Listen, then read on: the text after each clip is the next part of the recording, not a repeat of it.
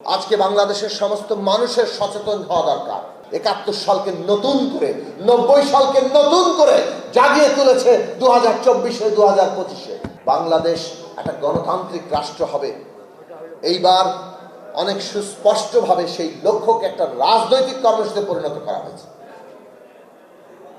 বিএনপির মতো বড় দল যারা এই রাষ্ট্র ক্ষমতায় ছিল, এই রাষ্ট্র ক্ষমতার যত দোষগুণ তার অংশীদার বিএনপিও, তারাও এই রাষ্ট্র ব্যবস্থা বদলাতে হবে এই সিদ্ধান্ত এবং এই কর্মসূচির সামনে রেখেছে।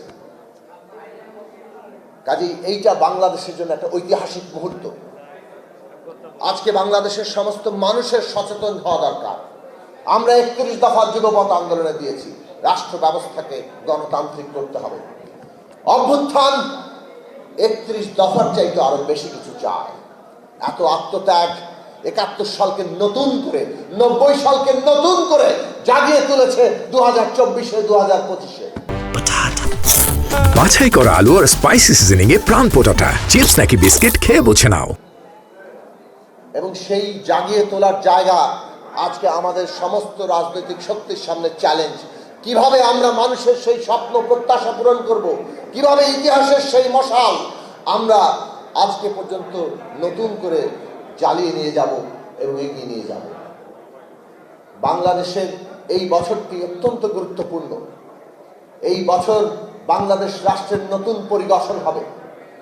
একটা ফ্যাসিস্ট রাজনৈতিক বন্দোবস্ত যেটা এই রাষ্ট্রকে আঁকড়ে ধরেছিল, তার বদল ঘটিয়ে বাংলাদেশ নামক রাষ্ট্রটিকে একটা গণতান্ত্রিক বন্দোবস্তে, একটা গণতান্ত্রিক রাষ্ট্রে নিতে হবে।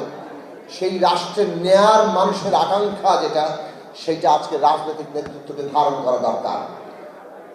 এইটা ধারণ করার উপরেই আপনি ইতিহাসে মানুষের মুক্তির যে কাফেলা তার অংশীদার হবেন, আর না হয় ইতিহাস আপনাকে ক্ষমা করবে না।